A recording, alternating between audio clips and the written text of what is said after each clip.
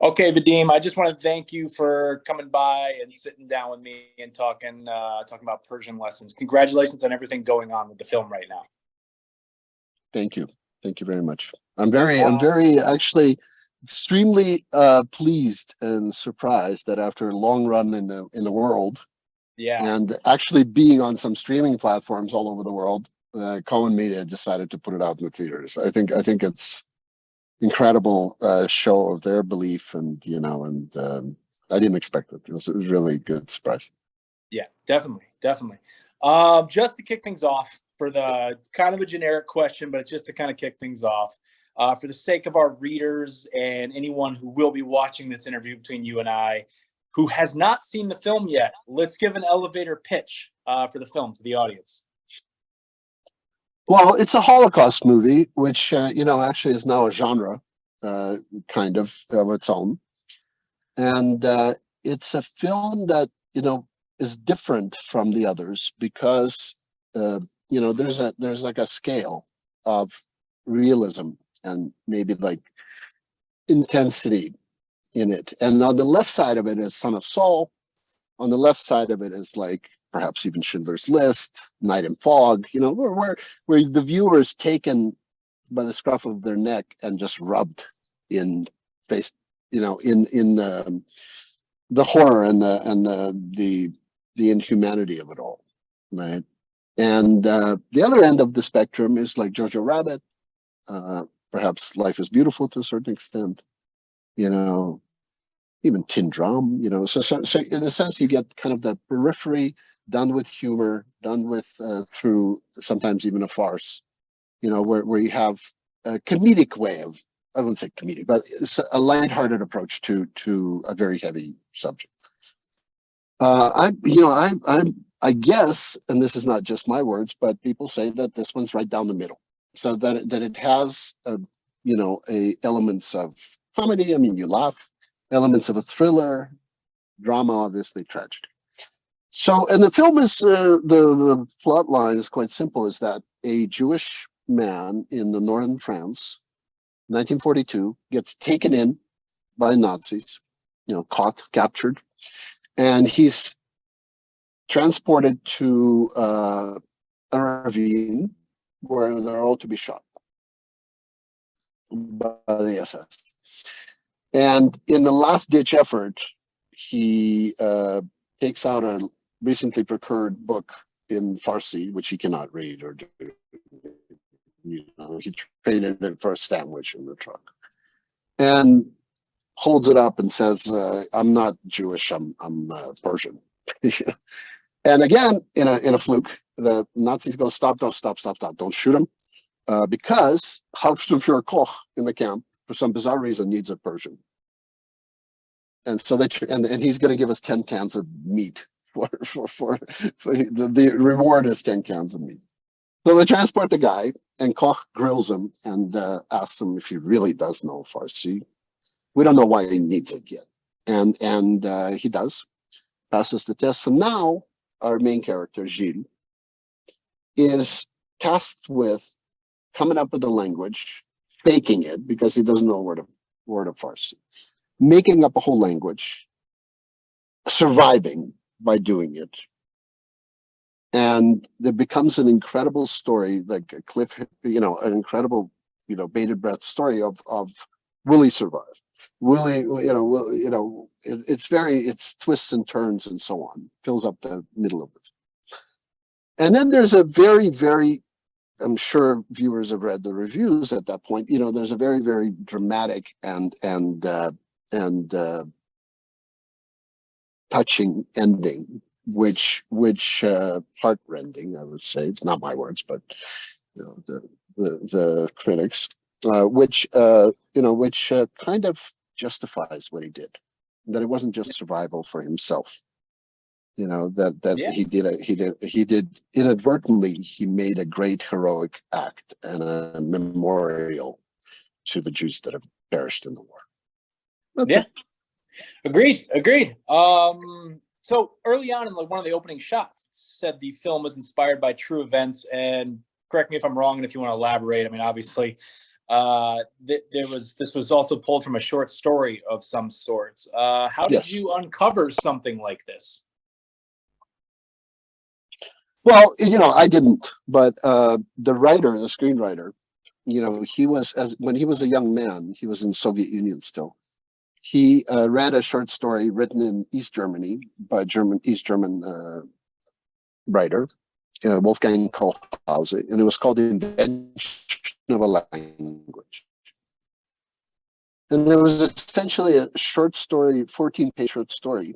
It was almost a sketch of what we did. Didn't have the ending, didn't have the details, but it was, a prisoner teaching a couple in that case, Farsi. And that's it. It was just like a clever twist on things. So, but it was definitely inspired by that short story, our film. But I think mostly I've searched the internet through and through for like a person surviving the camps by teaching a language. I couldn't find it. So that's why the word inspired is there and not based on, right. And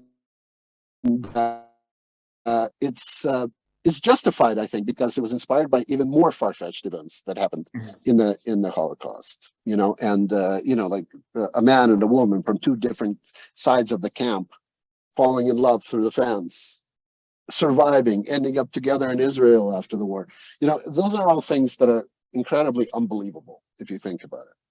So the unbelievability of the story takes it more into the fable, realm. Mm-hmm. Yeah, Okay. wouldn't it be cool if this actually happened? So it's not. I can't give you the name. I can't give you the name of the guy that actually went through it, but who knows? I do want to talk about locations because everything at the camp, all the stuff with the soldiers, all those areas felt so lived in to me personally. Just where was this film shot? This film was shot in Belarus. For many reasons. One was, probably the main one is budget. Is that Belarus is very inexpensive to shoot in, and it made our money go very far on the screen. So the budget was actually, I don't think I'm at liberty to tell it, but it was very, very low for what you see. And what we did is I found this building. It was an abandoned building, which had a very, very dark history. It used to be a Gestapo headquarters during the war. Then it was a KGB prison.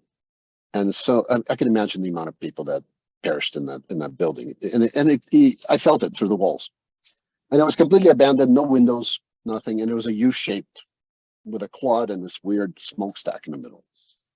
And so what we did is in the quad, we built the kitchen, Koch's office, restaurant, all the ancillary spaces of the camp we built. But the actual barrack with the domed ceiling and the arched window, we used the second floor of that existing building, and they didn't even have floorboards, so we had to put in floorboards and make a full barrack. And it was a tough shoot, man. It was winter, and it was like 10 degrees colder inside than it was outside in that stone walls.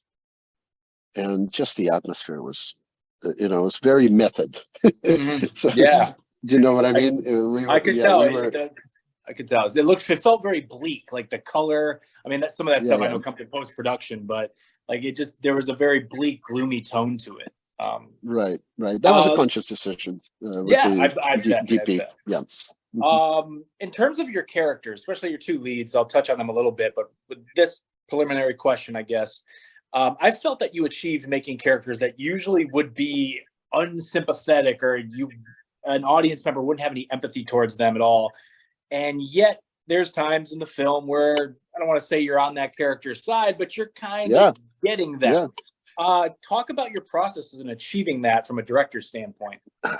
Well, achieving that was the actor's job, really, because achieving the sympathy or empathy, I would say, for the SS guys. But what first had to come was a very scary decision on my part, being Jewish. Having never seen it, really, maybe read it in a few things, you know, that the fact that the Nazis were also humans, were also human beings with love, with jealousies, with fears and all that. And, we never delved deep into they're always portrayed as, just robots, evil, robots. Yeah.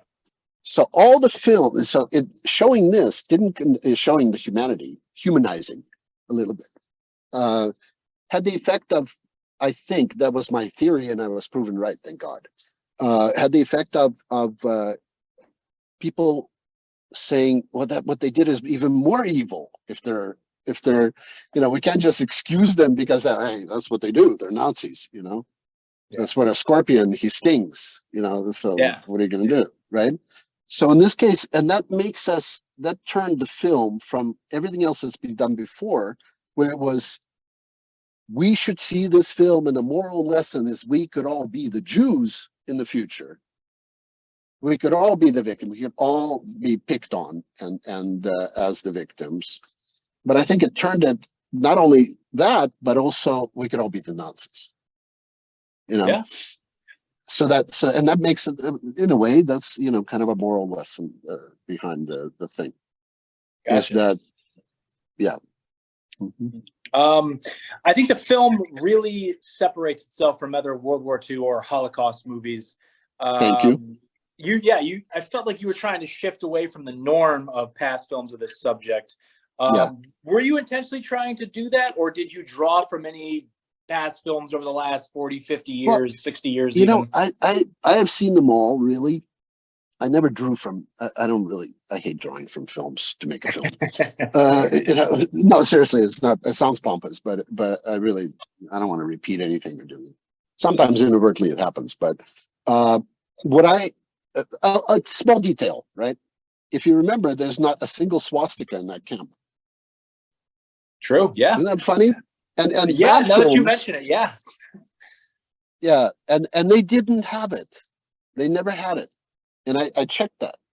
They didn't have it because they wanted it. It was still a secret operation. The whole, final solution. So in a way that cheesy films, sometimes good cheesy films, doesn't matter. They say, well, they're Nazis. We should have swastikas all over, of course. And it was that kind of, that's a small detail, but that kind of realism, I kind of wanted to translate to everything. Okay. And I wanted it to be a very drab, dirty, everything's in earth tones, environment. That's it. Yeah. I got to ask about your two lead actors. Great performance, great chemistry. I don't know if roller coaster is the word of a relationship, but they do have a very complex relationship. Just talk to me about symbiotic relationship. Just talk to me about working with the two of them. Well, I don't direct actors. I really don't. Like on set for sure. I may adjust very slightly. Yeah. I mean, for example, with Noel, who played Gilles, my only input to him was the level of fear that he exhibits on camera and as an aside with Koch not seeing it. So, and then that was quite important because I had to gauge that. Because he goes through a progression of not giving a shit anymore. Yeah. He goes through a progression where, his survivor guilt kicks in and he doesn't care.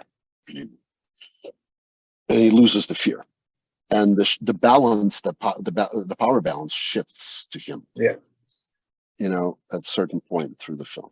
And he has his ultimate comeuppance in the end. So, but working with, actors to me is everything, and actors, what I do with actors is I spend maybe 95% of my work with actors is casting. I'm extremely, I take it very seriously, and I take a long, long time to do it.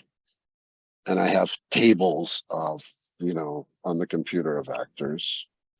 And then sometimes I agonize over a choice between two. In this case, it was not that bad because, Lars was perfect for the role, and Noel was perfect for the role. So I didn't really agonize that much. But when I found them, I knew it was the right thing. That's it. And then I just let them go. They're an autopilot after that. No, I know, Yeah. because they're the ones who their intuition in their first take as a good actor is the best one. Okay. Perfect.